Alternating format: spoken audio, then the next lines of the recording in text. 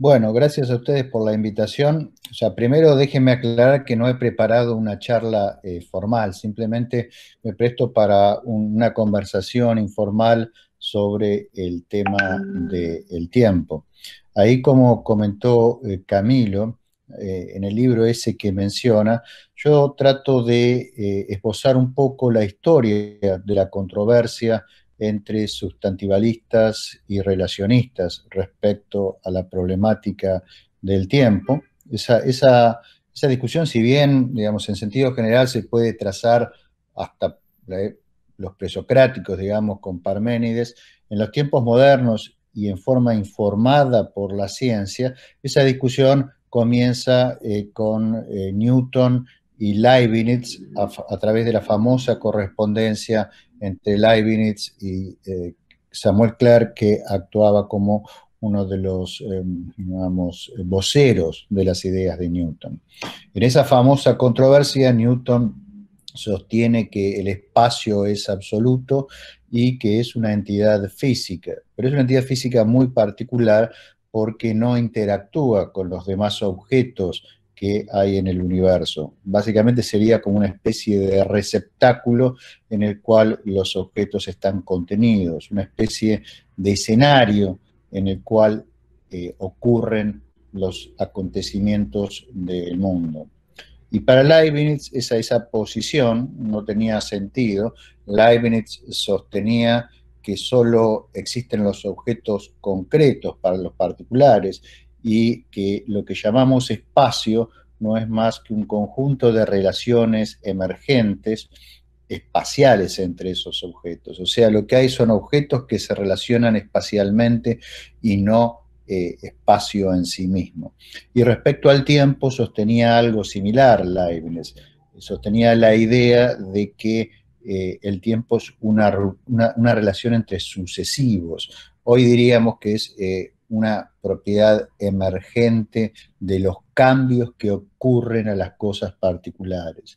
Cambio para Newton, el tiempo también era una entidad real, él lo imaginaba como una especie de fluido uniforme que recorre todo el universo y que va regimentando los cambios en este.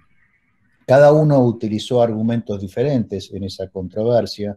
Leibniz, argumentos racionalistas basados básicamente en el principio de razón suficiente y en el principio de identidad de los indiscernibles, y Newton contraatacó con experimentos mentales, en particular mostrando que hay aceleraciones, como por ejemplo la famosa aceleración del agua contenida en un balde rotante, el famoso balde de Newton, que parecerían requerir la existencia de un espacio absoluto respecto al cual el agua está acelerada.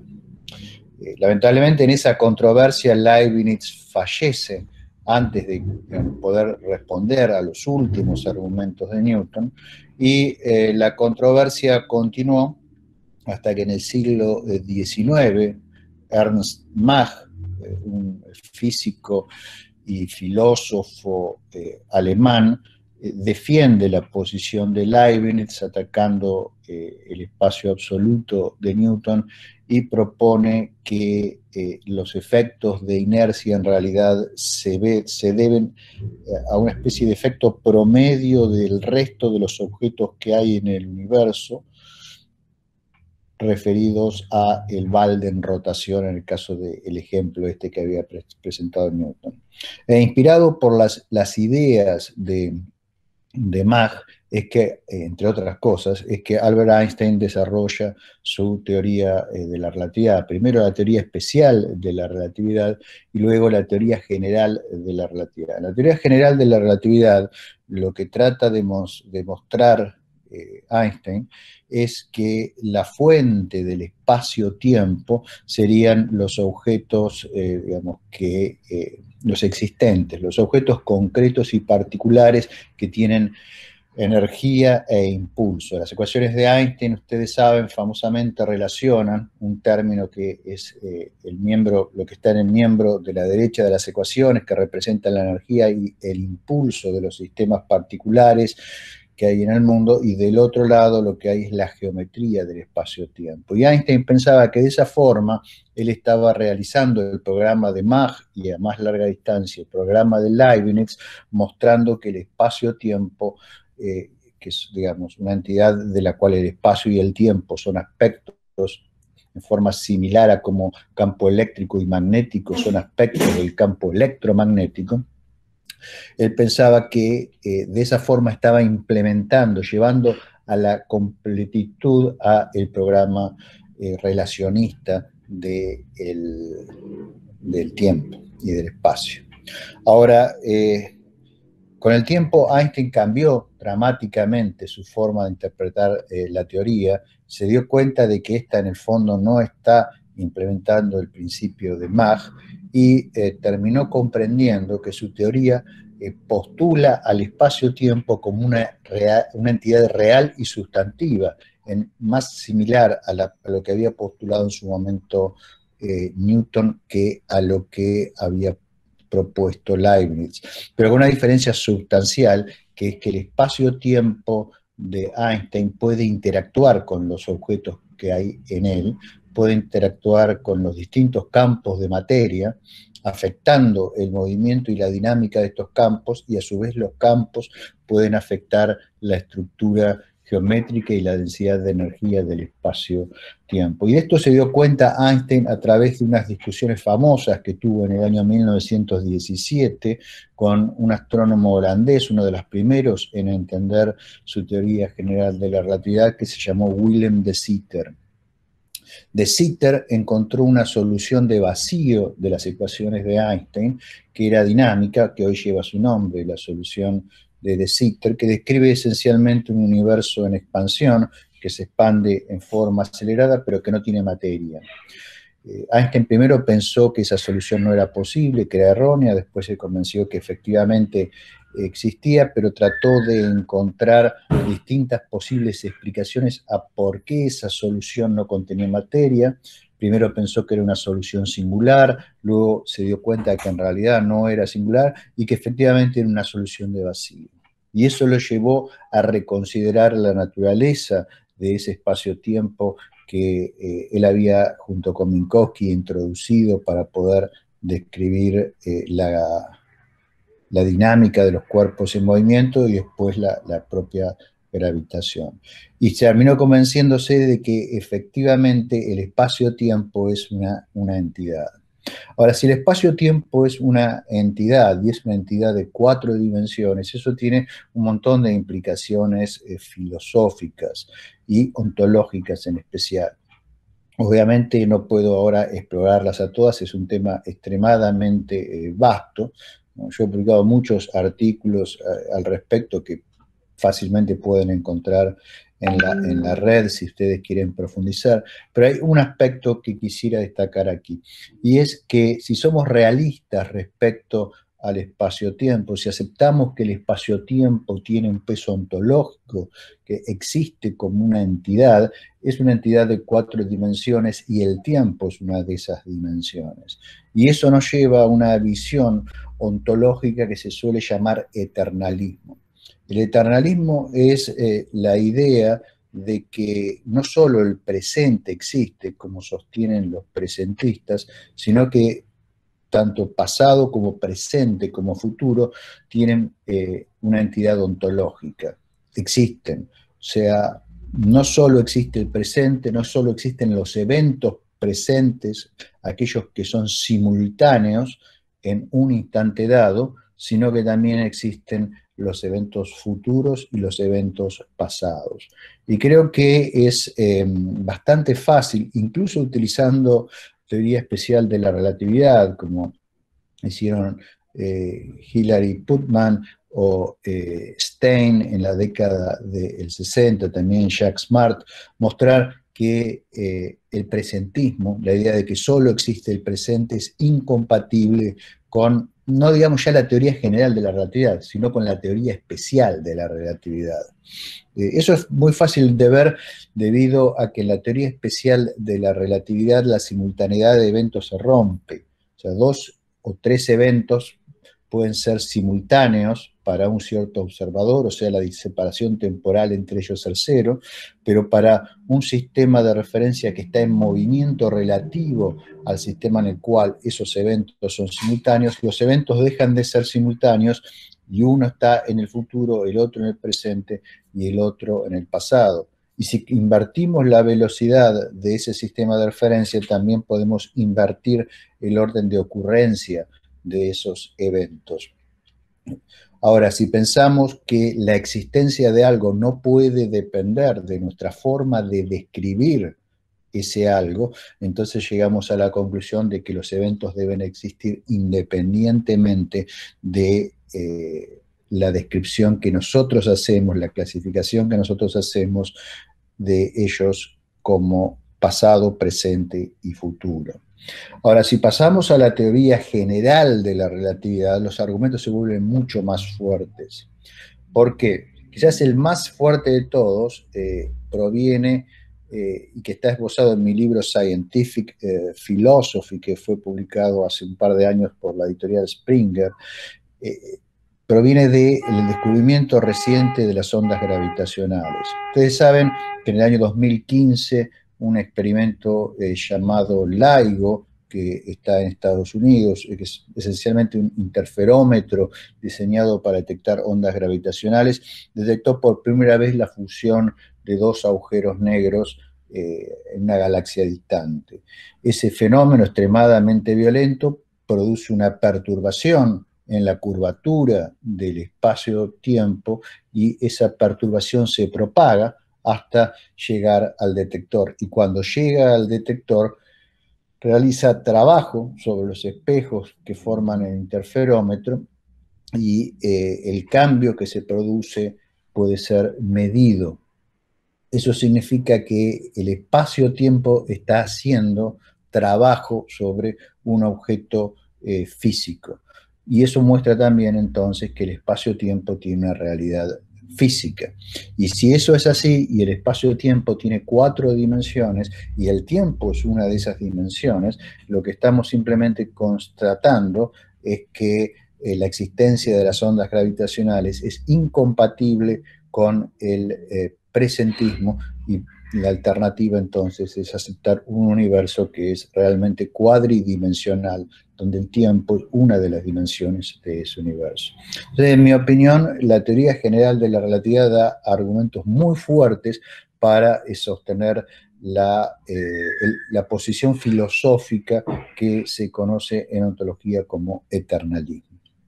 Bueno, esto es muy resumidas cuentas lo que le quería comentarles, lo que Camilo me había pedido que les cuente, pero quedo abierto a las preguntas que ustedes me quieran hacer al respecto. El tema es muy, muy vasto, no es para una pequeña charla de 15 minutos, pero espero por lo menos haber disparado la curiosidad de ustedes sobre estos aspectos y bueno, pueden profundizar en una vasta literatura que hay sobre este tema y que si quieren después puedo pasarles por correo electrónico.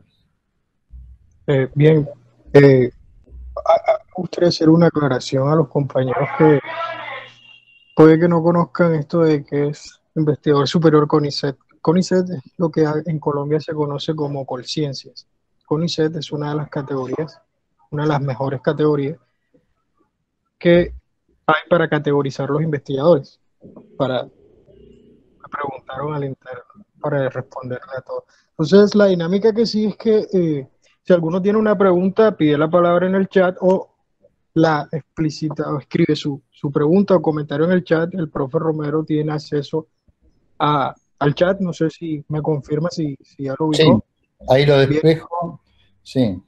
O si no, Camilo seguirá con la moderación entregando palabras. También le damos la bienvenida al profesor Osvaldo, coordinador del semillero Miomería y algunos otros miembros de este mismo semillero que están aquí.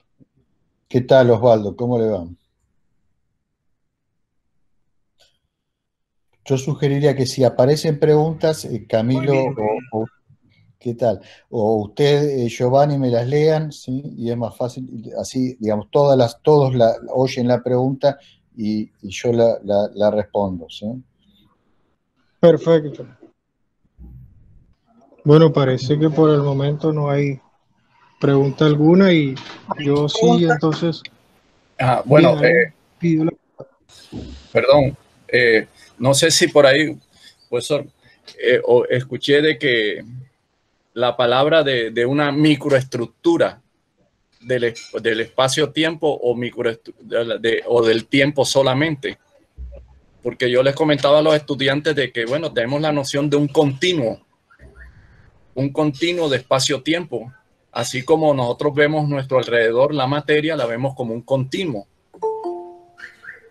Sí, digamos, la teoría general de la relatividad presupone que el espacio-tiempo es continuo y lo representa por eso por medio de una estructura matemática que se conoce como variedad cuadridimensional diferenciable, que esencialmente es un conjunto real y que es denso, por lo tanto es continuo, ¿sí? Ahora, hay razones para pensar que el espacio-tiempo a un nivel más pequeño puede llegar a ser discreto e incluso que puede ser una entidad emergente de un nivel ontológico más básico que no es espacio-temporal. ¿Cuáles son esas razones? Bueno, yo creo que están relacionadas con el hecho de que podemos asignar una entropía al espacio-tiempo. Ustedes conocerán, habrán oído hablar de los agujeros negros. Los agujeros negros son regiones del espacio-tiempo donde la curvatura es tal que esa región está completamente separada del resto del universo. Lo que ocurre adentro del agujero negro no tiene efectos sobre la parte externa del espacio-tiempo. En los años 70, dos científicos, uno de ellos Jacob Bekenstein y el otro Stephen Hawking, mostraron que es posible asignar una entropía y una temperatura al horizonte de eventos y que ese horizonte de eventos en principio debería emitir radiación cuántica, básicamente radiación tipo como un cuerpo negro, con una temperatura característica que está relacionada con la superficie del agujero negro. Ahora, si esto es así, bueno, en principio uno puede calentar o enfriar un agujero negro modificando su masa y por lo tanto su superficie. Y si uno puede calentar un agujero negro, puede modificar su entropía, eso significa que el agujero negro no solo es una entidad física, que el espacio-tiempo es real, es una entidad, digamos, como decíamos hoy, que tiene peso ontológico, sino que además tendría que tener alguna microestructura. ¿Por qué? Porque la temperatura y la entropía son propiedades emergentes de sistemas que tienen una microestructura. Cuando decimos que un gas tiene una cierta temperatura, esa temperatura en realidad es la manifestación de la energía cinética de los componentes del gas, en ese caso son moléculas, y la entropía es una manifestación del grado de desorden que tienen la distribución de esas componentes, de esas moléculas. O sea, los conceptos de temperatura y entropía presuponen una microestructura. Ahora, eso es incompatible con un espacio-tiempo que es estrictamente continuo. Entonces, uno esperaría que haya un cierto nivel, un nivel que probablemente sea tan pequeño como la escala de Planck, en la cual el espacio-tiempo emerja de algunas entidades no espaciotemporales más básicas. ¿Qué son esas entidades? Digamos, nadie lo sabe, por supuesto, en la actualidad. Hay diferentes propuestas que van desde Causal Set Theory a Quantum Blue Gravity y otras teorías de gravedad cuántica, pero todavía todo eso es muy especulativo. Yo discuto estos temas en uno de los capítulos de este libro que les mencioné, Scientific Philosophy, el dedicado a la estructura del espacio-tiempo, y ahí hago referencia a varios artículos míos bastante más técnicos, pero que tratan de esta cuestión de la emergencia ontológica del espacio-tiempo, que se comporta de forma continua solamente en un límite de lo que podríamos llamar interacciones a escalas intermedias, pero a muy, muy pequeña escala. El concepto mismo de escala desaparece y entramos en un reino donde digamos, los elementos ontológicos ya no son o no serían espaciotemporales. Así que, bueno, respondiendo a su pregunta, Jorge Luis, sí, yo pienso que hay razones para pensar que hay un nivel ontológico más básico en el cual, digamos, del cual emerge la estructura que nosotros consideramos como continua del espacio-tiempo, pero que ese nivel no es descriptible en términos continuos. Gracias, profesor. Hay dos preguntas en el chat. Una hace referencia al papel del observador en la concepción de la realidad. Hamilton Gamero solicita y pregunta si usted puede decirnos algo sobre la cuestión del papel del observador en la concepción de la realidad. Bien, obviamente nuestro conocimiento del mundo físico proviene de nuestra interacción con él, ¿no? De la interacción que nosotros tenemos y sobre todo de la interacción que los instrumentos que nosotros construimos tienen con ese mundo físico. Ahora, eso no quiere decir que después, cuando nosotros formulamos teorías sobre ese mundo físico, los aparatos de medida, los observadores, formen parte de esas teorías. Las teorías las formulamos esencialmente como sistemas hipotéticos deductivos, de los cuales sacamos enunciados que con ayuda de datos auxiliares nos terminan dando modelos de situaciones específicas que nos permiten poner parcialmente a prueba esas teorías. Y por supuesto las ponemos a prueba con nuestros instrumentos. Ahora, a medida que vamos obteniendo mayor y mayor confianza en nuestras teorías, el observador permanece ajeno, porque lo que tratamos de hacer es ir construyendo una representación de la realidad que sea independiente del punto de vista de cualquier sistema de referencia particular. De hecho, el principio básico sobre el cual se basa la teoría general de la relatividad es que las leyes de la física y los enunciados que expresan las leyes de la física deben ser invariantes bajo cualquier cambio de sistema de referencia. O sea, esencialmente son las mismas, se las mire desde donde se las mire. El grupo de simetrías de la relatividad general es precisamente el grupo de simetría de todas las transformaciones de sistemas de referencia que son concebibles. Entonces, no concebibles, posibles, perdón. Entonces la teoría esencialmente es independiente del observador. Lo cual no quiere decir que en algunas teorías no haya formulaciones en las cuales se introduce espuriamente, en mi opinión, el observador, como en algunas interpretaciones que hoy ya están en desuso, como la interpretación de Copenhague, de la mecánica cuántica. Pero esas teorías son expresables también en términos perfectamente objetivos, sin presencia del observador. Ahora, eso no quita que uno pueda formular una teoría de la interacción de nuestros instrumentos con los distintos objetos de estudio de esos instrumentos. Y, por ejemplo, en el caso de la mecánica cuántica, eso es la teoría cuántica de la medición, que es una teoría separada de la mecánica cuántica. Bueno, espero que esas consideraciones hayan, digamos, dado un poquito de luz al tema de cuál es el rol del observador en nuestras representaciones del mundo físico. Sí, hay una pregunta de Carlos Alberto Arrieta.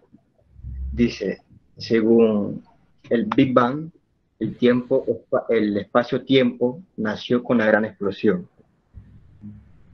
Entonces, si no había, bueno, antes de leer esta pregunta, profesor, acaban de hacer una pregunta referente a la respuesta que usted acaba de dar con respecto a la pregunta de Hamilton sobre el papel del observador, y me gustaría seguir con esa otra pregunta porque está conectada con esas respuestas que dio.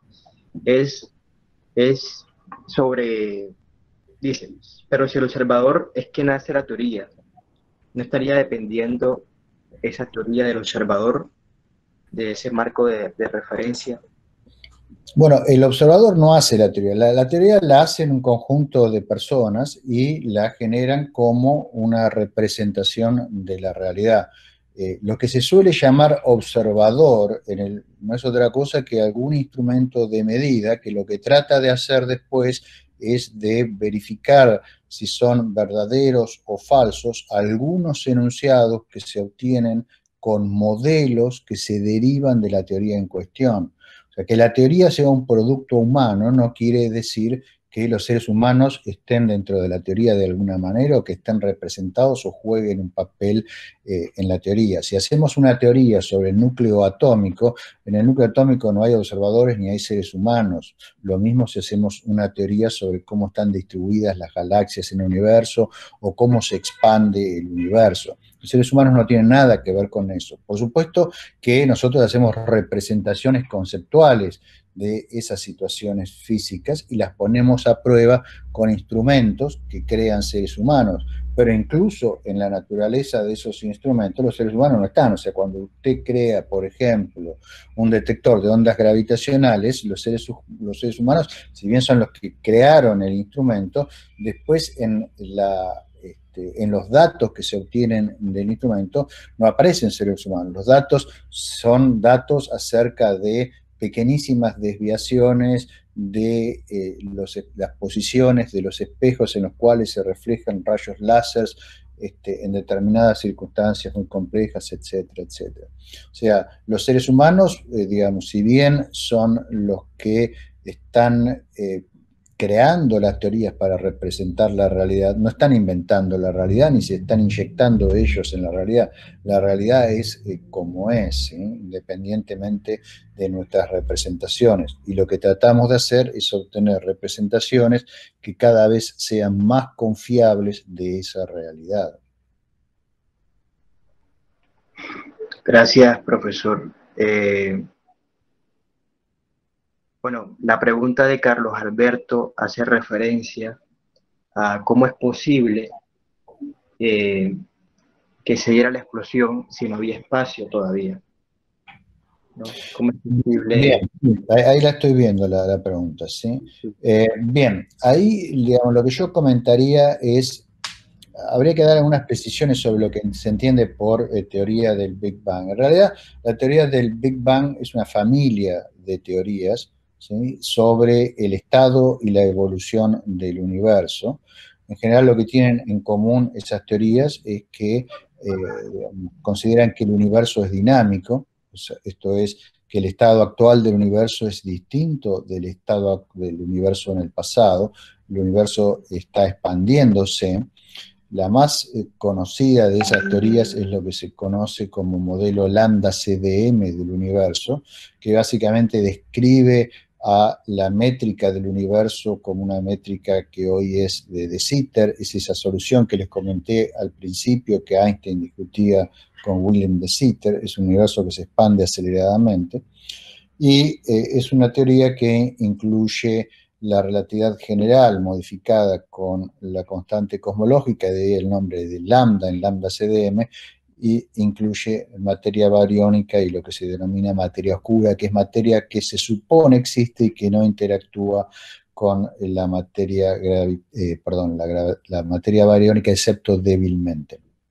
Ahora, ¿qué es esto de que el tiempo no existía antes del Big Bang? Bueno, la idea ahí proviene de unos teoremas que Stephen Hawking junto con Roger Penrose probaron en 1970, que afirman que si se cumple una serie de condiciones, las geodésicas, esto es las trayectorias de los distintos, digamos, objetos que forman el universo, tienden a converger a un punto único y en esa convergencia el espacio-tiempo deja de tener, digamos, sentido dentro de la teoría porque aparecen infinitos que no permiten siquiera plantear las ecuaciones ni hablar de resolverlas.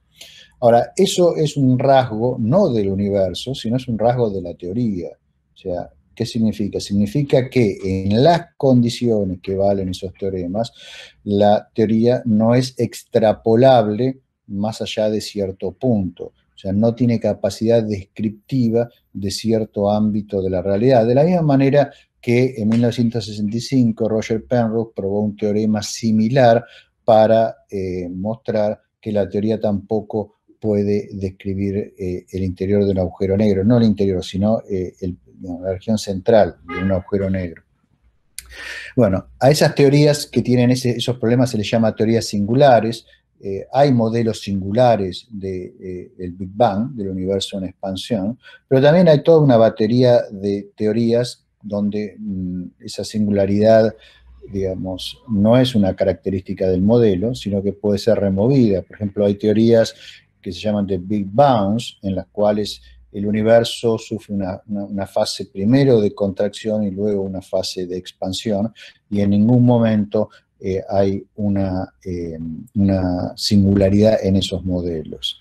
¿Cuál era el estado del tiempo hace 13.800 millones de años si extrapolamos hacia el pasado la expansión actual del universo? La respuesta es no lo sabemos.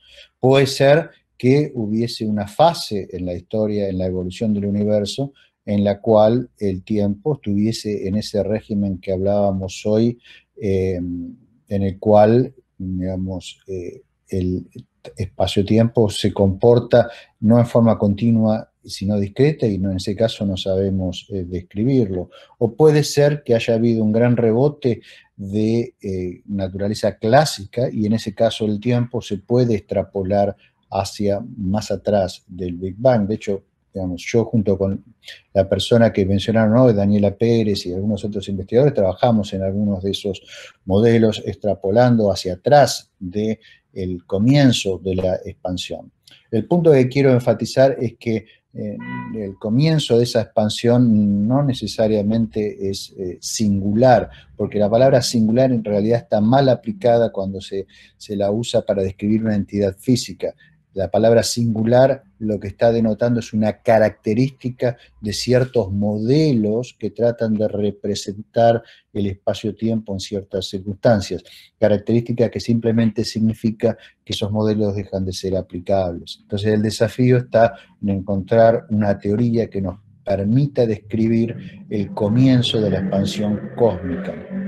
Creo que era con Camilo que estaba hablando por chat el otro día respecto a cuáles pueden ser las evidencias observacionales de esos periodos tan tempranos en la evolución del universo. Increíblemente, aunque no puedo desarrollarlo ahora, es perfectamente posible, en principio, obtener información de los primeros instantes de la expansión del universo, mucho antes de que se formara el fondo cósmico de radiación, a partir de la detección de fenómenos muy específicos, como lo que se llama polarización circular de la radiación de fondo, que tiene en sí mismo información impresa por ondas gravitacionales que se generaron al comienzo del periodo de expansión y que pueden ayudarnos a responder estas preguntas tan interesantes. Bueno, profesor, definitivamente esto de que había antes de lo que hay ahora es un tema muy interesante, muy inquietante.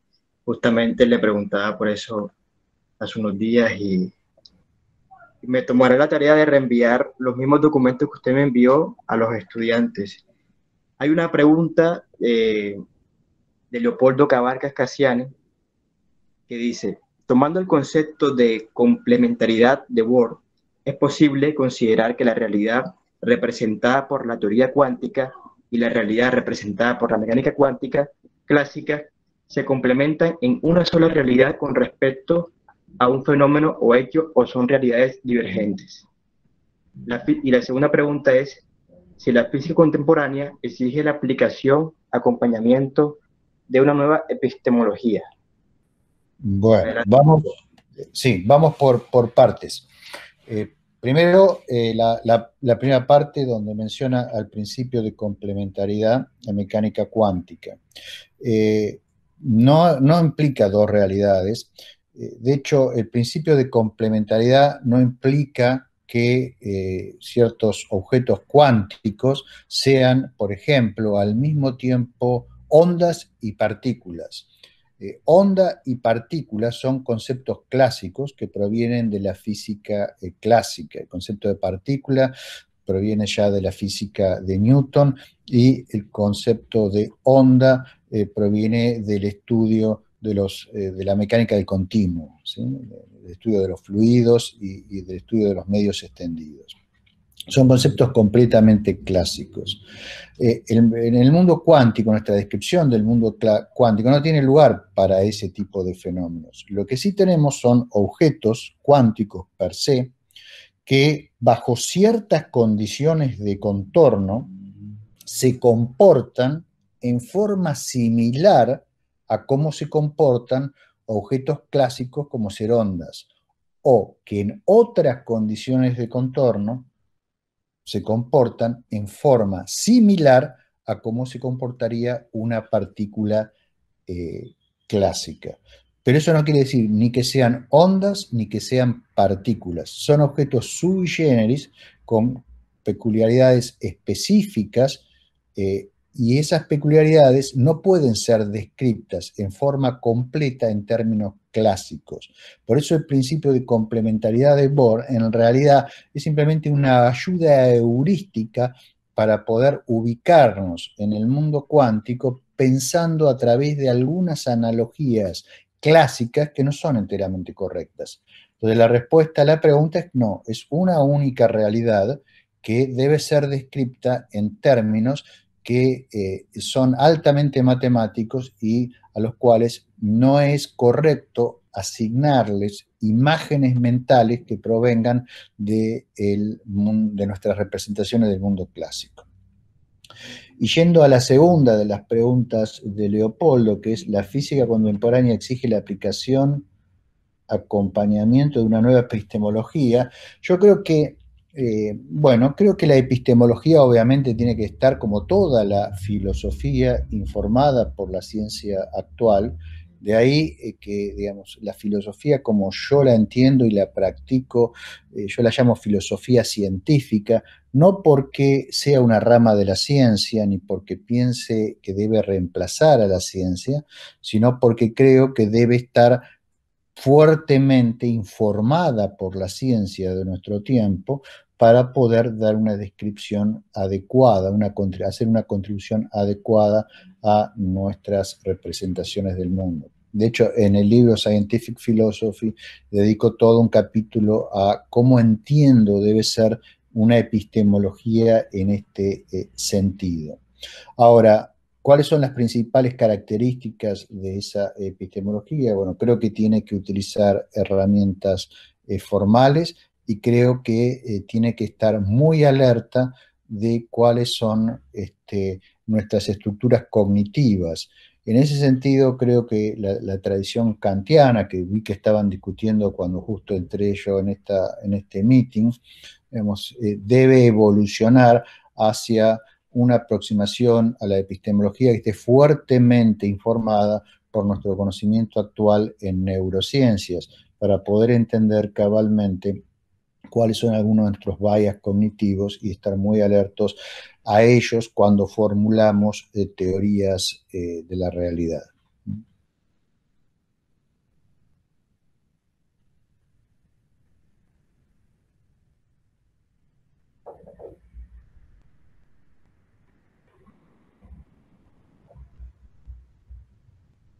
Camilo. Y profesor Osvaldo. Sí, profesor Romero, le puedo preguntar, hay una inquietud que me surge porque abro su libro de Scientific y encuentro un par de temas que por ejemplo, contra el presentismo y luego es algo así como el ahora. Entonces, yo pienso, por ejemplo, en una materia que estoy dando en Berkeley, para él la distancia ni los tiempos solamente están en nuestra mente. Entonces, el presente, y hay una discusión que usted tiene acerca del presentismo con Matt Taggart, ¿dónde está el presente?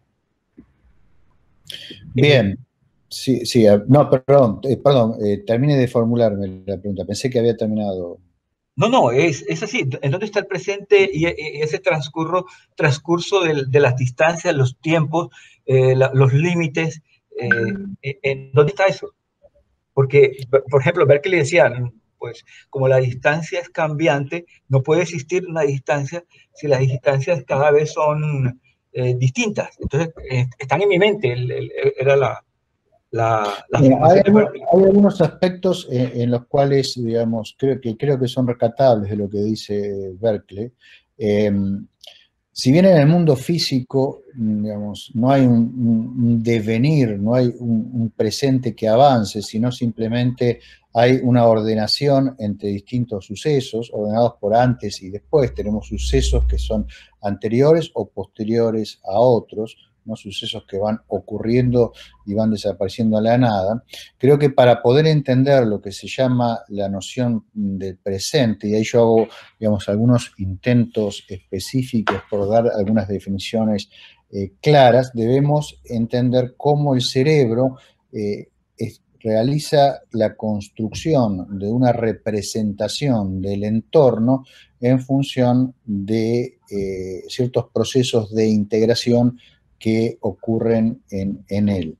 Entonces me parece que una definición adecuada de presente no puede prescindir de un conocimiento de cómo es que el cerebro integra distintos sucesos que están ordenados de distinta forma en el espacio-tiempo para poder tener una representación confiable que le permita al individuo sobrevivir, esencialmente. O sea, nuestra concepción del tiempo, yo creo, también está influida por las características evolutivas que tenemos los seres humanos. Y en eso, bueno, algo de razón creo que puede encontrarse en Berkeley. Aquí Bueno, profesor, acumulando. es más fácil leer usted la pregunta directamente, pero para amenizar el rating, voy a leerla. Esta de Edwin Alberto González Hernández dice: el espacio-tiempo es una entidad de 4 dimensiones. En relación al espacio, se expresa en las dimensiones X, Y, Z. Pero el tiempo solo se mantiene en una sola dimensión, porque el tiempo no se puede expresar. Creo que, bueno, el por qué está como una Sí, afirmación. tiene que Supongo que es porque el tiempo no se puede expresar en diferentes dimensiones, así como el espacio. Esa bueno, creo que es la pregunta. la respuesta a eso es que, digamos, lo que ocurre en el mundo, o sea, lo que nosotros vemos en el mundo, parece en su mínima expresión ser representable esencialmente por 4, digamos, coordenadas. La mínima caracterización que nosotros podemos hacer de un suceso es a través de 4 números. Esos números son esas 3 coordenadas espaciales que él mencionó. Por ejemplo, si cae un rayo y ustedes me preguntan, bueno, ¿qué pasó? Yo, para describir ese suceso, le digo, bueno, cayó un rayo en la calle tanto y tanto a tal altura. Entonces le estoy dando 3 números que les permiten a ustedes ubicarse geográficamente. Pero la información todavía no va a estar completa si yo no les digo cuándo cayó el rayo, si fue hace 100 años o fue ayer.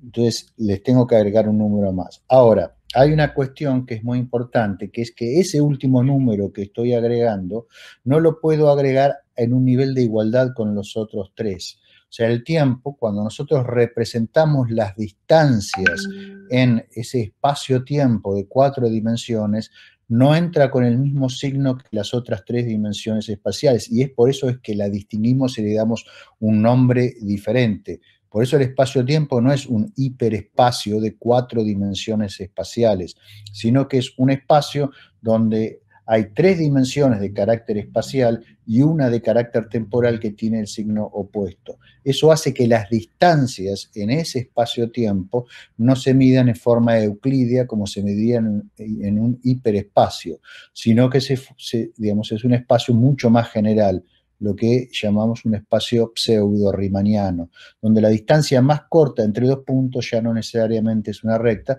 sino puede ser una curva mucho más complicada. Entonces la pregunta pasa a ser, ¿cuál es la verdadera geometría del espacio? Y la respuesta a eso es que la verdadera geometría del espacio no está fija, sino que depende de cuáles son los elementos constitutivos que hay en el espacio-tiempo. Y eso es lo que nos, digamos, permite calcular las ecuaciones de Einstein. Si sabemos cómo es la distribución de energía y de impulso de los distintos existentes, podemos decir cómo es esa distancia entre dos puntos en ese espacio-tiempo, del cual el tiempo es una dimensión, pero es una dimensión diferente que las dimensiones espaciales. Espero que eso responda a lo que dice, lo que pregunta Edwin. Arriba hay alguien que se ríe, quiero entender eso, que dice Carlos Alberto Arrieta Estrada, que se ríe. Quisiera entender qué pregunta, a ver. Bueno, no sé, Carlos, si quisieras activar tu micrófono y hacer tu comentario referente a tu escepticismo frente a los científicos. No sé, profesor, supongo yo que es una cuestión de desconfianza del conocimiento científico, de la actitud científica, ¿no? Dice que los científicos solo dicen ese tipo de cosas para salir del paso, eso de que no sabemos. Creo que referente a la pregunta que hizo sobre qué había antes del Big Bang. Bueno, pero la ciencia avanza precisamente sobre la ignorancia, y el primer requisito para poder avanzar sobre la ignorancia es reconocer la ignorancia. Creo que hoy sabemos más cosas de las que sabíamos antes. Sabemos, por ejemplo, más cosas de las que sabíamos en la época de Newton, y eso es porque hemos ido haciendo preguntas, hemos ido haciendo las preguntas correctas, y hemos ido, entre muchas equivocaciones, encontrando algunas respuestas que han aumentado nuestra capacidad predictiva y de descripción del mundo. Hoy podemos hacer y entender, gracias a esas nuevas representaciones del mundo, cosas que, por ejemplo, en el siglo XVII no podíamos hacer. Y respecto a las cuestiones del cuál era la situación del universo hace 13.800 millones de años, cuando pensamos que empezó la expansión cósmica, bueno, también tenemos un montón de preguntas porque hay un montón de cosas que no sabemos, y lo que tratamos de hacer es de vislumbrar distintas clases de experimentos, distintas clases de formas de obtener corroboraciones a distintos enunciados que nos parecen razonables formular en cuanto a esas situaciones, a fin de poder discriminar cuáles son verdaderos y cuáles son falsos. No conocemos otra mejor forma de avanzar en el conocimiento de la realidad que esa. O sea, quizás Carlos sepa alguna otra, pero si es así, debería publicarla para que la humanidad mejore lo más rápido posible. Bueno, jóvenes, acuérdense que tenemos también limitación del tiempo. Casi va a ser la 1 de la tarde acá en Colombia. Profesor, quiero aprovechar para preguntarle, hablando de las dimensiones, ¿qué piensa usted, qué vislumbra, cuál sería la posible teoría final? La teoría del hacia dónde va a parar todos estos razonamientos. Bueno, no sé si es posible hablar de una teoría final. O sea, de momento nuestra, digamos, visión del mundo está conformada por un tejido de teorías, no todas en armonía unas con otras. Hay muchas tensiones entre esas teorías, y de esas tensiones, bueno, surge la dinámica natural de la ciencia. Personalmente yo soy escéptico de que por lo menos en el corto plazo esas tensiones desaparezcan y se evolucione hacia una teoría del todo, como a veces se suele mencionar en la literatura de divulgación. Por eso se suele entender por una teoría del todo una teoría que unifica todas las interacciones conocidas en la naturaleza. De momento creo que estamos muy lejos de eso, y creo que lo que vamos haciendo es tratar de ir resolviendo esas tensiones que hay entre nuestras distintas teorías, de tal manera de articular una visión lo más coherente posible del mundo. Pero no diría que estamos siquiera cerca de que estar en posesión de una visión que sea final o remotamente cercana a eso. Bueno, profesor Romero, una última pregunta para no pasarnos de tiempo, es la de Leopoldo, que pregunta que si en ese sentido podemos decir que la física y la filosofía son complementarias con respecto a la descripción del mundo. Sí, yo coincido completamente con eso, creo que Leopoldo tiene razón.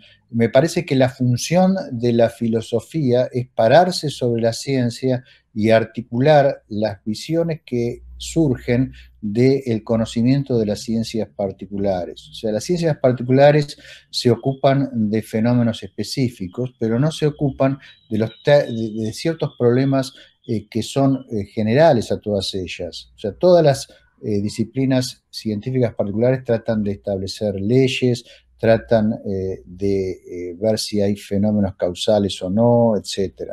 Pero, ¿qué es una ley?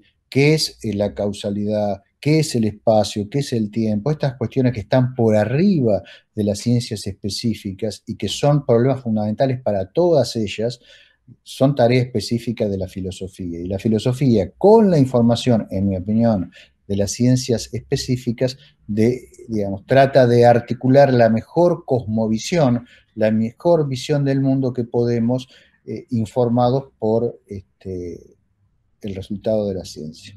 Así que sí, coincido completamente. Bueno, profesor Romero, Me gustaría hacer un comentario, Camilo, antes sí, Giovanni, de continúa. cuando usted entró a la reunión, nosotros estábamos discutiendo la propuesta de epistemología, bueno, mejor dicho, la postura relativista que defiende un autor barranquillero acá de la ciudad que reside en Estados Unidos, se llama Gonzalo Munévar. Nosotros le exponíamos a los compañeros cómo él, a partir de una, por llamarlo así, una filosofía naturalizada, defiende un relativismo evolutivo. Y desde ese relativismo epistemológico, que en última termina siendo eso, considerar la ciencia. Por eso usted escuchó que hablábamos de Kant, de cómo se podría criticar a Kant desde esta perspectiva y demás. Entonces, a lo que quiero llegar es que él habla de un tópico y es la verdad. Él va a decir que difícilmente, desde su visión relativista basada en una filosofía naturalizada, se puede hablar de una verdad absoluta. Por ese aspecto, he notado que usted ha hablado sobre algo importante y es la verosimilitud que hay entre las teorías, en este caso de la física y la realidad. No sé si usted está en esa línea afiliado a la verdad por correspondencia. No sé si usted está dentro de esta visión y si está, podría ampliarme en este caso un poquito si lo considera así, cómo lo considera. Sí, bueno, no conozco la posición del filósofo que usted me menciona, pero le puedo decir mi opinión sobre el tema de la verdad muy brevemente. De hecho, tengo algunos artículos escritos y una teoría de la verdad que trata de elaborar sobre la previa teoría de Bunge algunos aspectos de una teoría de la correspondencia. O sea, en mi opinión, hay enunciados que pueden ser verdaderos. Esos enunciados, el criterio de verdad, que es lo que debe proveer una teoría de la verdad, depende de si son enunciados que vienen de las ciencias formales, puramente formales, en cuyo caso es posible, creo yo, asignar un valor de verdad, pero con un criterio que es esencialmente un criterio de coherencia o de teorimicidad, digamos. Un enunciado en una ciencia formal es verdadero si y solo si puede ser derivado en forma consistente de las premisas de ese lenguaje formal, utilizando la lógica interna del lenguaje. Ahora, cuando pasamos al ámbito de lo empírico, cuando pasamos a las ciencias empíricas, entonces creo que necesitamos comparar nuestros enunciados de alguna manera con la realidad y necesitamos algún tipo de teoría de la correspondencia. Ahora, rara vez estamos seguros de algo. Si algo que nos ha enseñado la ciencia es que nos equivocamos permanentemente, y lo importante es que aprendamos de nuestras equivocaciones. Entonces creo que difícilmente en ciencia empírica uno puede decir que un enunciado es verdadero con un grado de certidumbre absoluto. En cambio, podemos decir muchas veces que en determinada situación, con determinada evidencia, o sea, con respecto a cierta evidencia, tal enunciado es verosímil o no, como usted mencionó. Y eso requiere toda una teoría formal para la asignación de esa verosimilitud. Bueno, no voy a entrar aquí en ello porque es un tema técnico, pero pienso que en principio es posible.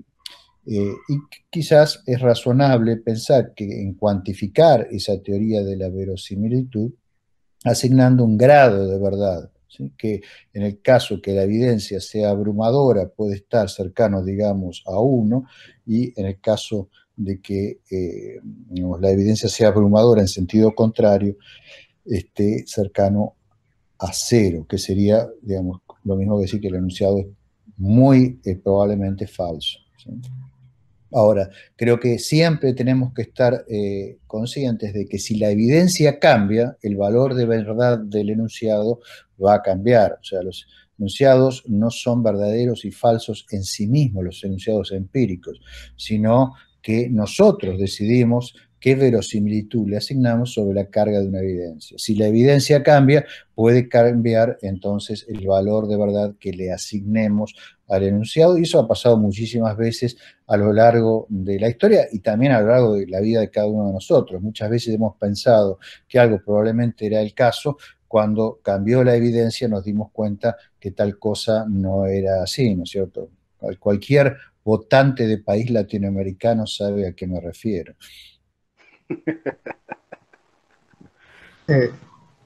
Bueno, ya usted Quisiera menciona hacer una pregunta. Yo termino y cedo la palabra. Es un comentario, ¿no? Que podría convertirse en una pregunta muy personal en fin, lo que quiero decir es, usted menciona a Bunge, ¿no? Bunge es un defensor del realismo científico a ferro y lo explicita en libros de él. Por ejemplo, en que es la epistemología, curso introductorio, él así lo afirma en las primeras páginas. ¿Usted se considera entonces realista científico? Sí, yo soy realista, o sea, creo que existe un mundo independiente de la mente humana, digamos.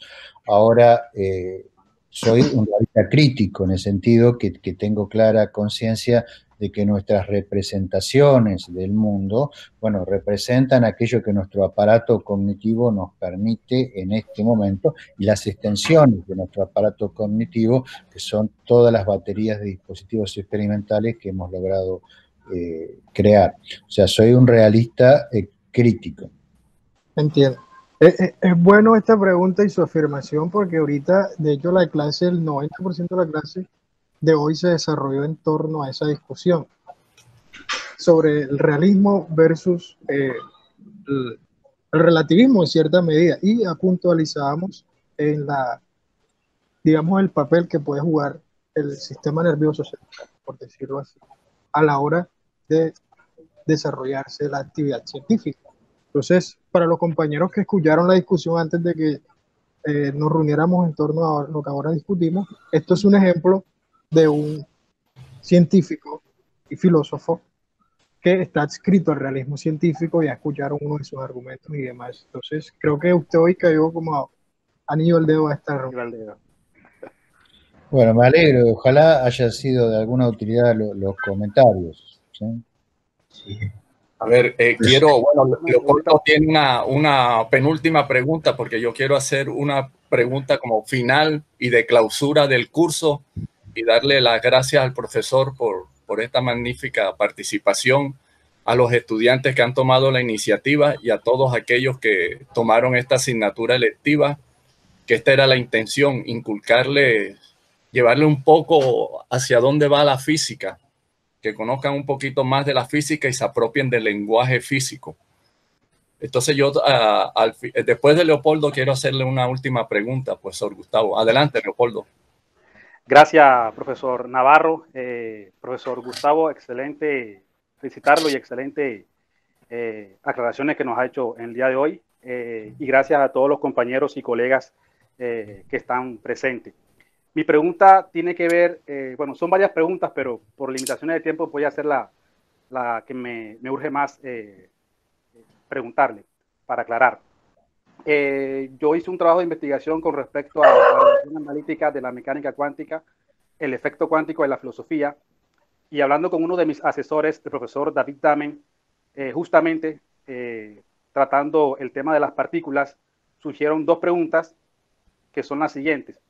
La primera pregunta es si la interacción de estas partículas, ¿sí?, subatómicas, se les conoce alguna temperatura. Y debido a que sé y conozco que, y en lo que sé, que no se le conocen temperaturas a estas partículas dado el rango de complejidad en el que, o el orden de magnitud en el que se dan estas interacciones. Y la segunda tiene que ver justamente con el tiempo, es cómo, en lo posible, cómo podemos determinar o concebir el tiempo de interacción, por ejemplo, cuando un muón o un electrón interactúa en este fenómeno cuántico. Pues son las dos preguntas, no las alcancé a determinar bien, pero es brevemente lo que quería aclarar en ese aspecto. Bien, muy bien, Leopoldo. Respecto a lo primero, la temperatura. Si la temperatura es una propiedad emergente, ¿eso qué significa? Significa que es una propiedad no de objetos simples o fundamentales, sino de grupos o colecciones de objetos fundamentales. Por ejemplo, un gas puede tener temperatura, pero una única molécula o una única partícula no, ¿sí? A la molécula le podemos asignar temperatura porque está formada por muchos átomos, estos átomos tienen movimiento vibracional y a la molécula sí le podemos asignar temperatura. Pero si vamos a partículas realmente fundamentales, ¿sí?, como por ejemplo un gas de electrones, hasta donde sabemos el electrón es una partícula fundamental, es una de las partículas del modelo estándar, el más liviano de los leptones masivos. Tenemos un gas de electrones, podemos asignar una temperatura al gas de electrones, pero no a un solo electrón, ¿sí? Entonces, me parece que, digamos, en ese sentido, asignar temperaturas a partículas elementales individuales no tiene sentido. Sí le podemos asignar, por ejemplo, al núcleo atómico de acuerdo al estado vibracional de las partículas que forman el núcleo. Adentro del núcleo tenemos los nucleones y también tenemos los quarks, ¿sí?, adentro de cada nucleón. Los quarks, a su vez, tienen estados de energía, entonces ahí podemos hacer alguna asignación de temperatura. Pero para partículas simples, no. La otra pregunta, ahí me la olvidé, ¿me la recuerda, por favor? La del tiempo. ¿Cómo podemos determinar el tiempo de interacción en este fenómeno cuántico, específicamente? Es una pregunta muy interesante, muy seria y no creo que se pueda darle una respuesta final. En general, determinamos tiempos en fenómenos cuánticos comparando cosas. Los tiempos más cortos que hemos logrado determinar son los que están asociados al decaimiento de ciertas resonancias, ¿sí? Resonancias como, por ejemplo, las resonancias delta, que decaen en 10 a la menos 25 segundos. Creo que los tiempos más cortos que hemos podido establecer en comparación con estas resonancias están en 10 a la menos 27. Ahora, en la medida que no encontremos otros fenómenos que ocurran más rápido, nos es muy difícil establecer una escala para poder fijar una unidad de tiempo que tenga algún significado, ¿sí? Entonces, yo diría que hasta el momento, esas son, digamos, los tiempos más cortos que hemos podido llegar a cuantificar comparando fenómenos subatómicos, ¿sí? Ahora, no quita que en el futuro, con aceleradores por ahí más poderosos, podamos crear resonancias que decaigan aún más rápido y comparándolas con las viejas que conocíamos, bueno, veamos que son 10.000 veces más rápidas y entonces decir, bueno, esto ocurrió en 10 a la menos 30 segundos, por ejemplo, ¿sí? Ok, profesor, gracias. Chévere. No, de nada. Bueno, jóvenes, profesor, para cerrar, me ha llamado la atención y eso fue una de las cosas que me llevó a motivar esta asignatura a los estudiantes del programa de física. Yo pertenezco al programa de física. Entonces quiero hacerle esta última pregunta. ¿Por qué los físicos de unas décadas para acá han tomado la vanguardia filosófica y no los filósofos como era mucho antes? ¿Por qué Hawking lanzó la frase "la filosofía ha muerto"? Bueno, entonces, algún sí. llamado a los jóvenes para que se interesen en todos estos asuntos de la ciencia, de la física moderna, contemporánea. Gracias, profesor. No, por favor. Si quiere hago un pequeño comentario respecto a lo que comenta Jorge Luis. En mi opinión, los problemas filosóficos más urgentes se asientan sobre los descubrimientos en ciencia más recientes. Entonces, poder tratarlos en forma rigurosa requiere un conocimiento de primera mano de física, de neurociencias y de otras ciencias especiales. Eso hace que sea un poco difícil para las personas que tienen una formación puramente filosófica atacar esos problemas, y muchas veces son los propios científicos los que se tienen que enfrentar a ellos porque necesitan alguna respuesta para poder seguir avanzando.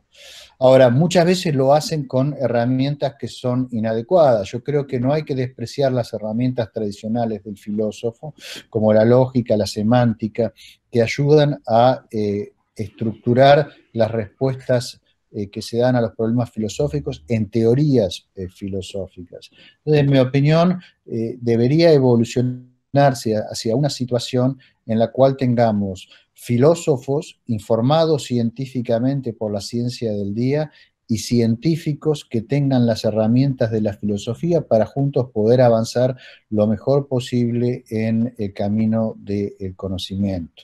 ¿Sí? Me gustaría hacer un comentario respecto a esa pregunta.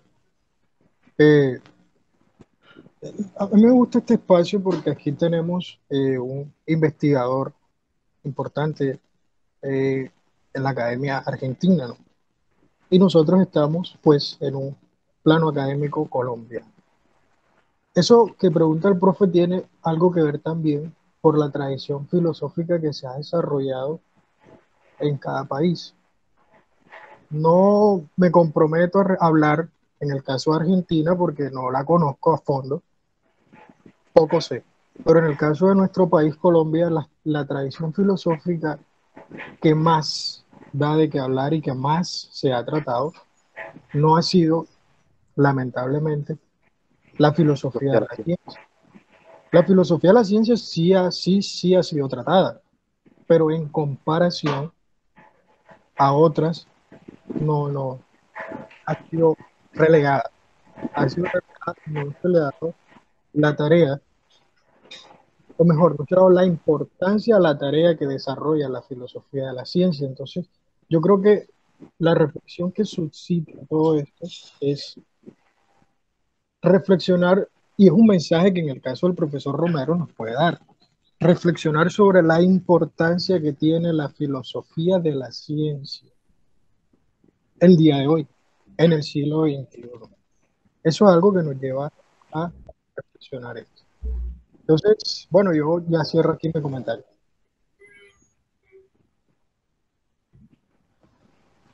Sí, si quieren puedo hacer pues no quiero alargar demasiado esto, por favor, ustedes díganme si... No, profesor, tranquilo, nosotros felices si la usted... verdad, por mí no hay limitación de tiempo, ya la clase se acabó hace como hora y media, estamos charlando de cámara, así que si usted tiene un comentario, bienvenido, nosotros mejor todavía.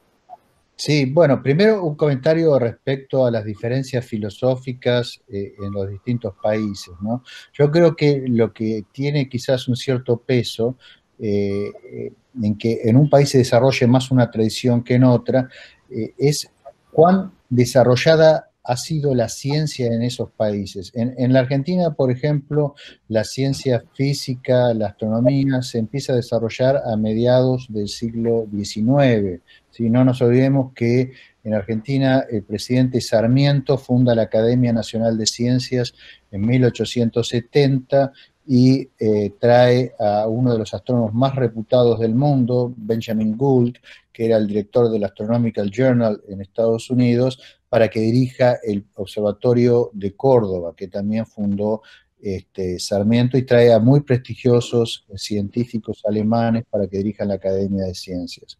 Entonces, en Argentina hubo una tradición en investigación científica que quizás en el ámbito latinoamericano fue pionera. Y eso, digamos, también ha tenido cierto influjo en la formación de las discusiones filosóficas. O sea, es más fácil que haya personas que discuten filosofía informados por ciencia en países donde hay fuerte tradición en ciencia, que si no es así. Entonces, no es quizás una coincidencia que en este país, por ejemplo, hayan salido filósofos de la talla de Bunge, pero que originalmente en su formación es una persona que viene de la ciencia. Bunge se formó en la Universidad Nacional de La Plata como físico, ¿no es cierto? Y después, desde la física, pasó a la filosofía. Eso también puede verse en otros países con tradición científica fuerte. Por ejemplo, en Alemania hoy o también en Estados Unidos hay muchos filósofos que están fuertemente influenciados por la ciencia y que tienen conocimiento científico de primera mano. Hay muchos nombres que vienen a la cabeza. Ahora, en otros países donde quizás las humanidades han sido más fuertes, bueno, quizás el desarrollo de la filosofía en un sentido más tradicional, de los grandes sistemas racionalistas, quizás ha tomado quizás más auge.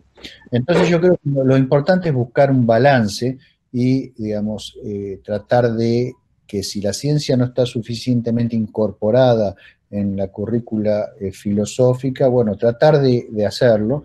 La filosofía de la ciencia es un camino, pero también tratar de incluir herramientas formales, matemáticas, semántica formal en las carreras de filosofía y tratar de enseñar ontología, epistemología y también ética y estética con herramientas formales, ¿no? Eso es algo que yo trato de hacer en los cursos de filosofía. Yo, además de dar cursos de astrofísica y de física aquí en Argentina, doy cursos de filosofía y trato de dar una aproximación a la ontología, a la epistemología e incluso a la ética y la estética que incluya elementos formales, herramientas que muestren al filósofo que sus argumentaciones pueden ser mucho más precisas si tiene en cuenta el uso de los formalismos y si también está informado por la ciencia de su tipo. Por ejemplo, no puedo desarrollar aquí, pero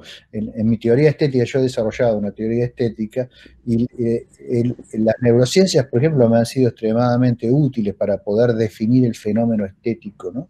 Y en base a eso generar una teoría estética. Y en ética también hay un montón de estudios que provienen de la sociología que son fundamentales. O sea, las distintas disciplinas, y no solo la física y la matemática, deben informar, me parece, al filósofo que quiere hacer un aporte original hoy en día y no seguir repitiendo cuestiones, digamos, relacionadas con los grandes sistemas de siglos pasados. Nosotros, ¿puedo hablar? Camilo, Giovanni.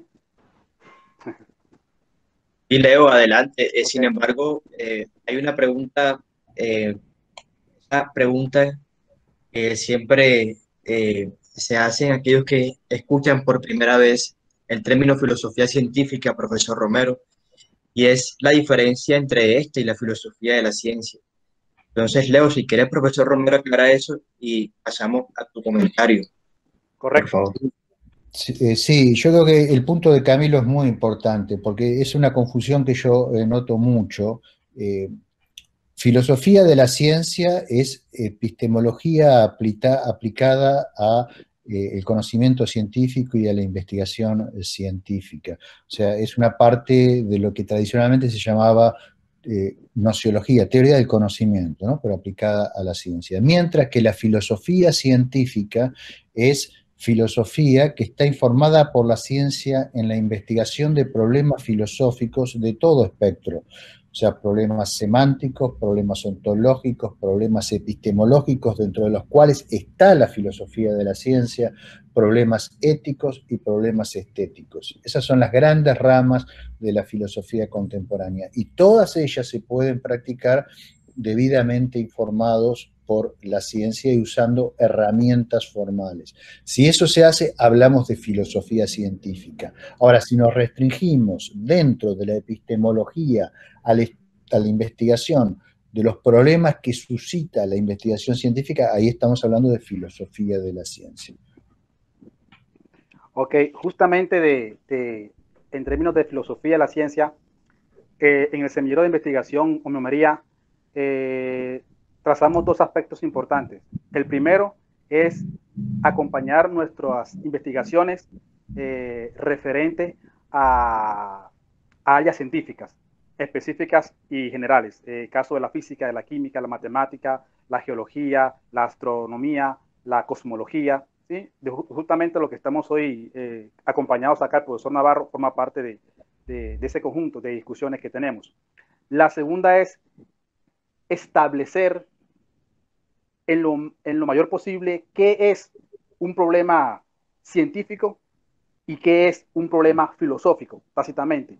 Y cuando un problema científico deja de ser un problema científico para convertirse en un problema filosófico. Y a la inversa, cuando un problema filosófico deja de ser un problema filosófico para ser un problema científico.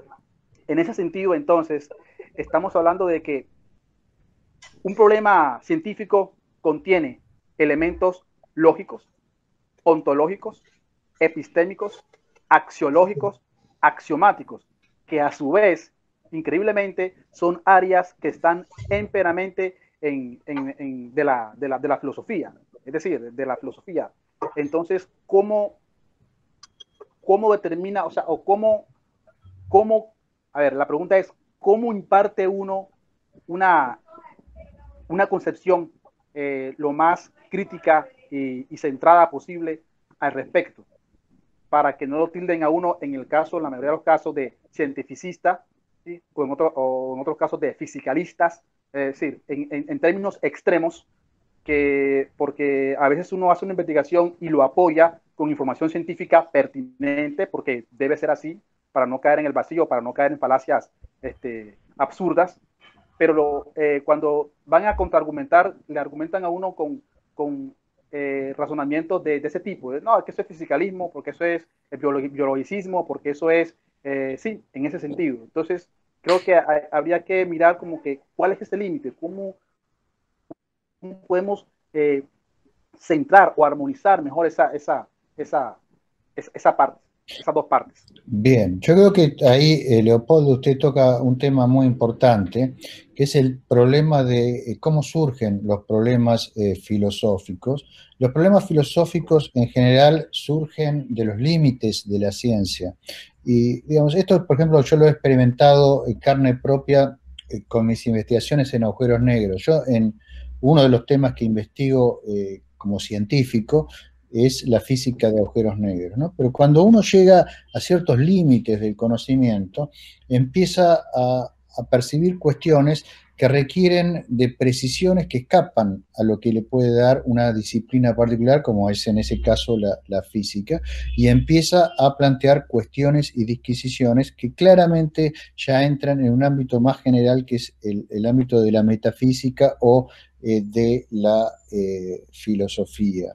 Entonces, por ejemplo, en base a lo que he trabajado sobre agujeros negros, estoy empezando a generar un área de investigación en filosofía que es filosofía de agujeros negros, donde hay toda una problemática filosófica motivada por cuestiones científicas que quizá en este momento no tienen una respuesta clara, pero que la filosofía ayuda a ordenar y ayuda a esclarecer, ¿sí? Por ejemplo, ahí vi que alguien citó a Tim Moulding, que es un filósofo norteamericano muy bien informado de la ciencia. Bueno, ahora la revista mexicana Crítica está sacando un número particular sobre filosofía del espacio-tiempo, y Moulding escribe uno de los reviews y yo escribo el otro, y el mío es precisamente filosofía de agujeros negros.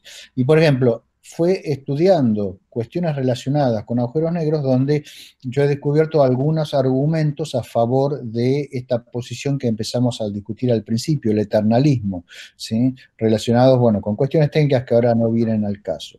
Entonces, hay una realimentación positiva, una realimentación que es benéfica entre los problemas límites de la física, de las ciencias particulares, y los problemas filosóficos. También puede pasar que a problemas que en algún momento eran puramente filosóficos, como ciertos aspectos de los problemas del tiempo que también empezamos a discutir al principio, que pasaron finalmente a ser respondidos por las ciencias, ¿sí? Una vez que el conocimiento avanzó lo suficiente. Entonces hay un límite que es borroso, que hay que cruzarlo permanentemente para poder avanzar el conocimiento, y de ahí que las personas que quieran estar en esa frontera del conocimiento, en mi opinión, tienen que manejar herramientas tanto científicas como filosóficas. Después, en cuanto a los motes de positivista, fisicalista, cientificista, digamos, eso, digamos, no son argumentos, son simplemente intentos de descalificación de personas que no quieren simplemente hacer el esfuerzo de investigar lo que hay que investigar para poder plantear preguntas y sobre todo dar respuestas a esas preguntas. Yo tengo un capítulo en un libro que se llama Elogio del Cientificismo, que el capítulo se llama Confesiones de un maldito cientificista, donde, bueno, es una forma, ¿no?, de responder a ese tipo de argumentos que precisamente dice usted, ¿no? O sea, trato de desmistificar el hecho de que ese cientificismo que se usa como una agresión, en el fondo debería entenderse como tener en cuenta el conocimiento científico para poder hacer aportes filosóficos que sean lo más rigurosos posible, ¿no? Bueno. Justamente ahora que tratamos el tema de los agujeros negros y que estamos en el límite de qué es un problema filosófico y qué es un problema científico, estaba yo el otro día escuchando una conferencia del profesor Mayarino, cosmólogo de la Universidad del Valle, sobre la historia de los agujeros negros desde Einstein hasta Stephen Hawking, de cómo se evolucionó el concepto de cómo se llegó al concepto de agujeros negros. Y el profesor Mayarino daba cuenta de que hoy en día, es decir, un problema vigente ahora que tenemos con los agujeros negros es el problema de la singularidad. ¿Qué es la singularidad? Pero el profesor Mayarino aclaraba lo siguiente, pero es que los físicos hoy en día no sabemos qué es la singularidad, porque la singularidad que queremos entender es qué es lo que pasa al interior de un agujero negro. Y como no tenemos herramientas, ni mecanismos, ni sabemos qué es lo que pasa al interior de un agujero negro, estipulamos conceptos de lo que podía ser en algo a modo general, algo que ocurriese a él, o sea, algo singular de ese aspecto. Pero entonces la pregunta en sí, ¿qué es singularidad referida a lo que pasa en el agujero negro? Es una pregunta en sí ontológica y en parte netamente filosófica. Es decir, a partir de ahí, o de las posibles valoraciones e informaciones que surjan de ese análisis sobre la singularidad, van a surgir posiblemente o van a emerger en lo posible mayores conceptos o mejores conceptos que den cuenta a los físicos específicamente sobre el problema de la singularidad. ¿Qué considera usted al respecto, profesor? Bueno, totalmente de acuerdo con lo que dice. Yo tengo precisamente un artículo en la revista Foundations of Science que se llama Adversus Singularitate, que, digamos, hace alusión a un famoso libro contra los heréticos, ¿no?, de San Ireneo de León, contra los gnósticos en particular. Pero bueno, la cuestión es que en ese libro trato precisamente de clarificar, digamos, algunas confusiones muy obvias que tienen muchos físicos cuando tratan del problema de las singularidades. Como comenté en algún momento de esta charla, en mi opinión, la singularidad no debe ser considerada como un objeto ontológico, sino es un rasgo epistemológico de nuestras teorías. O sea, es una forma de decir que un modelo de la realidad tiene defectos de ciertas características. Ahora, eso no quiere decir que detrás de esos defectos haya una realidad que tiene que ser representada, pero tiene que ser representada de otra manera. Lo que nos dice la presencia de la singularidad en nuestros modelos es que ese modelo no debe ser aplicado a esa situación específica.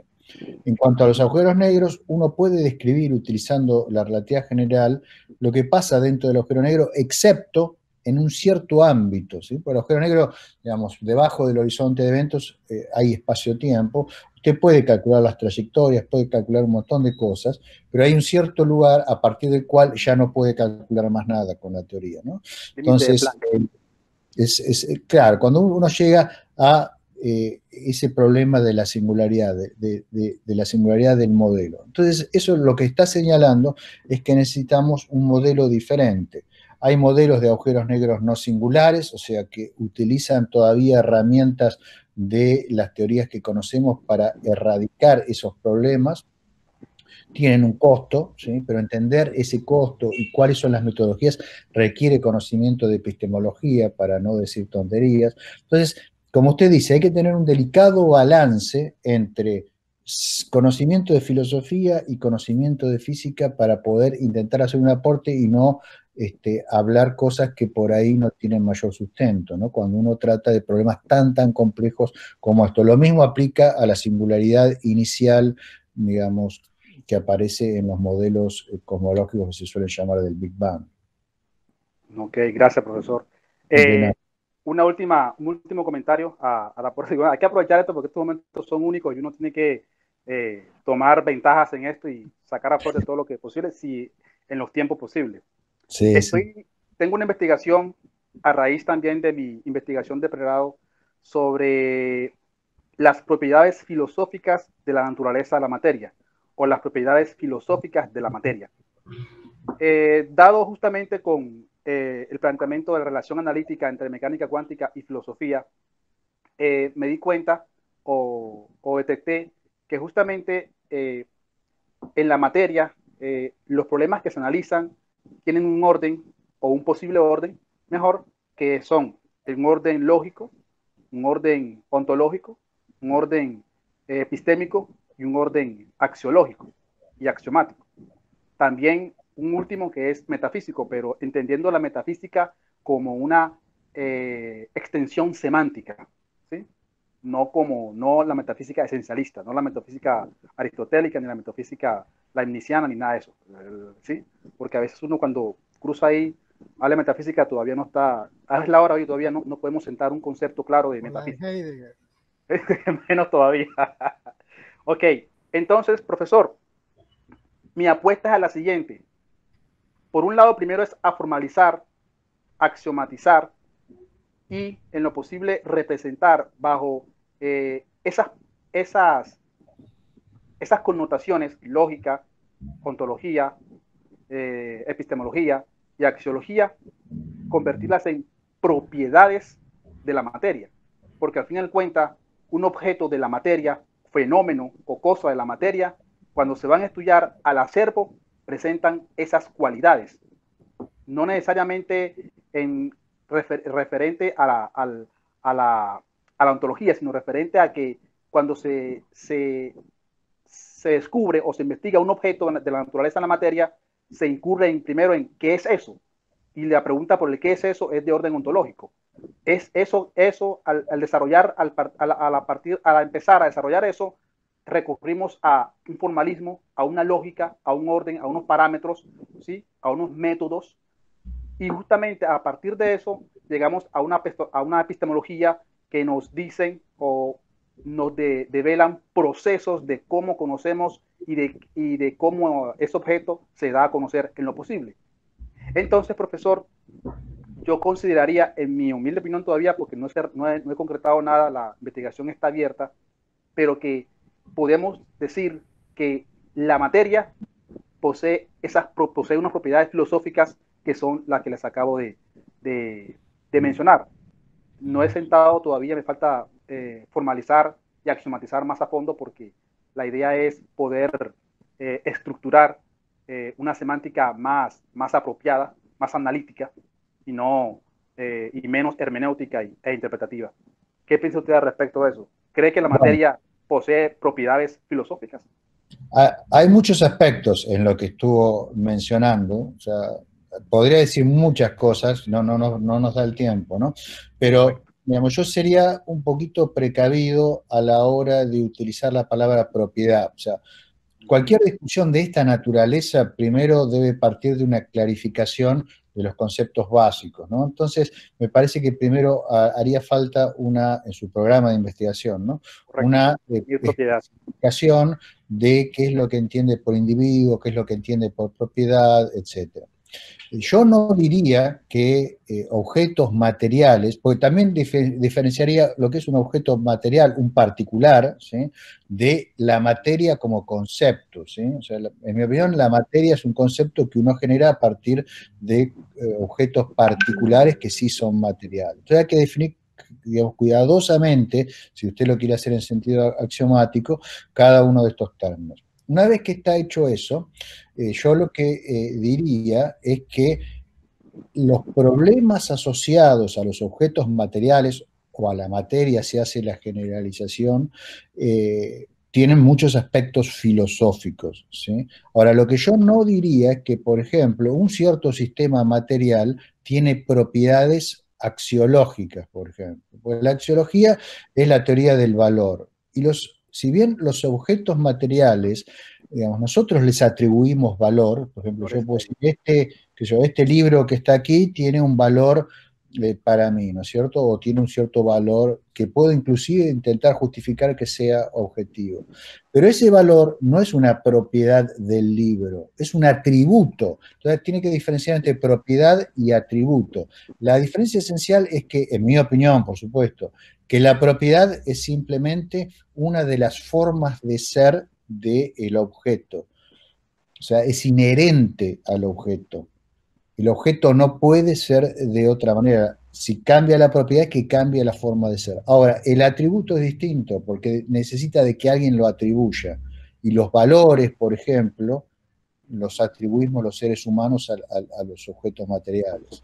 Entonces, en su ontología, mi sugerencia es, sea cuidadoso, diferencie propiedad de atributo, caracterícelos rigurosamente, y creo que va a poder clarificar esta cuestión en forma más profunda, ¿sí? Vale, gracias. Esos temas un poco los trato en Scientific Philosophy. Creo Sí, que... yo tengo conocimientos de libros, de hecho lo cito en mi trabajo de investigación.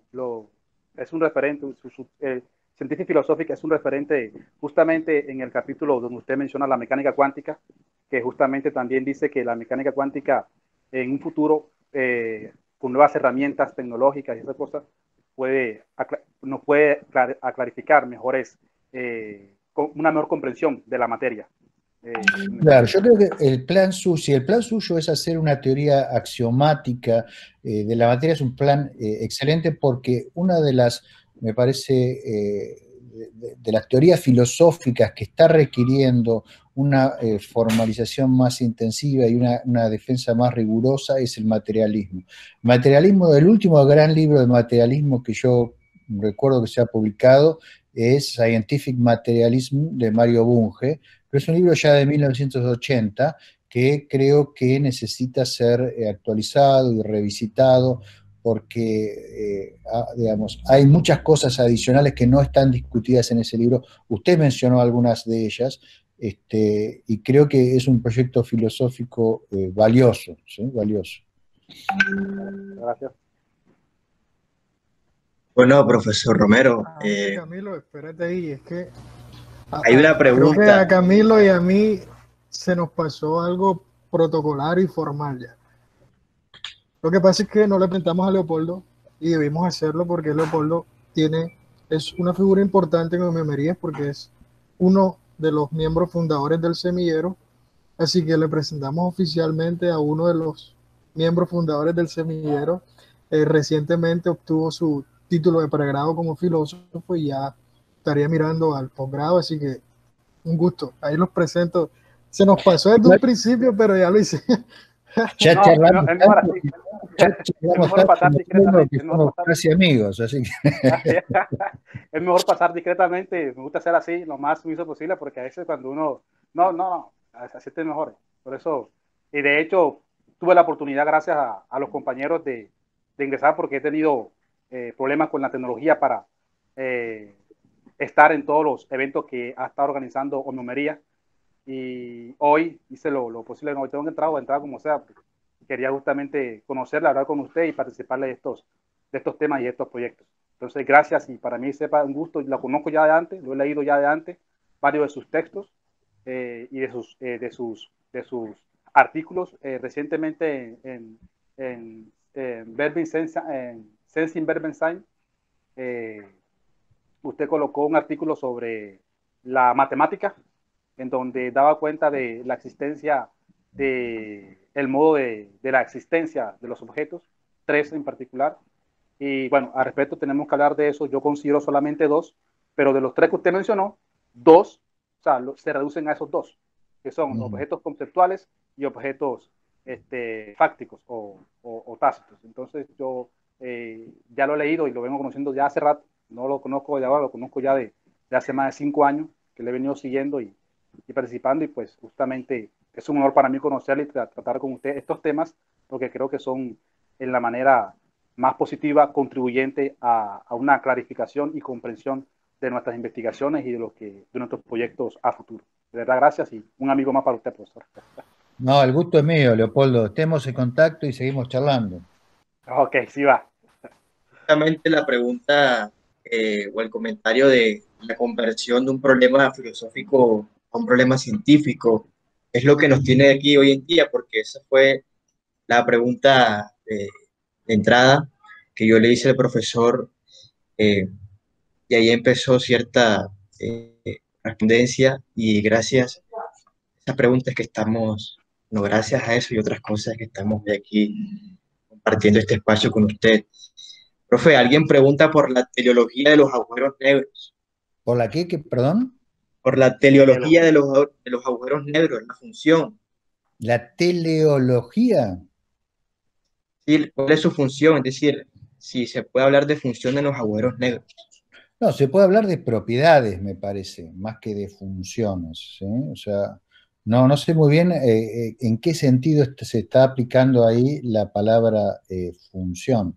Los agujeros negros tienen propiedades y, por supuesto, dentro del esquema de la evolución del universo, cumplen distintos roles. Quizás se refiere a eso con la palabra función al aplicarlo a los agujeros negros. Por ejemplo, son esenciales a la hora de la formación de las galaxias. En general pensamos que en el centro de toda galaxia hay un agujero negro supermasivo alrededor de la cual se fue formando la galaxia. También son responsables de algunos de los fenómenos más extremos y violentos que conocemos en el universo, desde los llamados gamma ray bursts hasta los cuásares y los microcuásares, etc. Probablemente también hayan jugado algún papel muy importante en el universo temprano, pero eso es algo que todavía es tema de investigación. Ahora, no sé si por la palabra función, al aplicarla a agujero negro, que están tratando de significar algo más. Bueno, profesor, no sé, yo no tengo preguntas, no sé si alguien más, sin embargo, no queremos abusar del tiempo y creo que todos aquí vamos a salir diferentes, vamos a salir a leer muchos más libros con una actitud investigativa distinta, con unas ganas de conocimiento superior, y agradecidos con este espacio que nos brinda, ¿no? Sin más nada que decir, no sé si usted tiene algún comentario final. No, yo lo que quisiera es agradecerles, porque yo disfruto mucho estas charlas. Lamento a veces no tener mucho tiempo, porque bueno, tengo un montón de obligaciones, pero realmente yo aprendo con las preguntas que me hacen, y creo que lo más importante es lo que acaba de mencionar usted, Camilo, es que, digamos, estas reuniones sirvan para motivar y para ir a tratar de formarse más y tratar de aprender más y plantearnos nuevos problemas y a través de la discusión darnos cuenta de cosas que necesitamos entender mejor, ¿sí? Creo que todo eso nos ayuda a ser mejores científicos, mejores filósofos y en el fondo, bueno, de lo que se trata es de ser mejor persona, ¿no? Así que bueno, yo les agradezco mucho la invitación y quedo a disposición para otras veces que quieran, ¿sí? Okay, Sí, profesor, muchas gracias en nombre del profesor Jorge Luis Navarro, en nombre de todos los estudiantes de la materia, de la asignatura Espacio, Tiempo y Materia, en nombre de los invitados que están por fuera de la materia pero que quisieron escucharlo, y en nombre del semillero Homeomerías, le agradecemos este espacio, el hecho de que esté aquí hoy con nosotros. Y pues a buscar la actitud científica. Filosófica, científica, mejor diría yo. Filosófica, científica. Les mando un abrazo. Y Profesor, estamos hablando y muchas gracias. Profe, antes que se vaya, a mí me gustaría, ya que usted... Todo tiene su final. No, pero no es una pregunta, es, no sé, tal vez dentro de un par de meses o un mes pensarnos un espacio en el que tratemos específicamente el realismo científico en contraposición al relativismo. No sé si usted se le mide, piénselo, le comentará a Camilo y usted sería un invitado opcional, no sé. Usted lo pensará. No hay problema, sí, no, digamos, deme un lapso, así como para digamos, no saturar y hacemos una reunión como esta, sí, charlando informalmente, si les parece. O si en algún momento quieren una charla más formal como la que dimos la otra vez de Dios, creo que Camilo me había pedido, habíamos hablado algo, Camilo, de otra charla, ¿no? Bueno, ahí con esto que propone Giovanni, habría en la lista dos temas, ¿no? El primer tema sería aquel que trajo a colación el compañero Carlos Alberto, que es sobre qué había antes del Big Bang. Y si es una pregunta sin respuesta, es muy investigable. Ese sería el primer tema.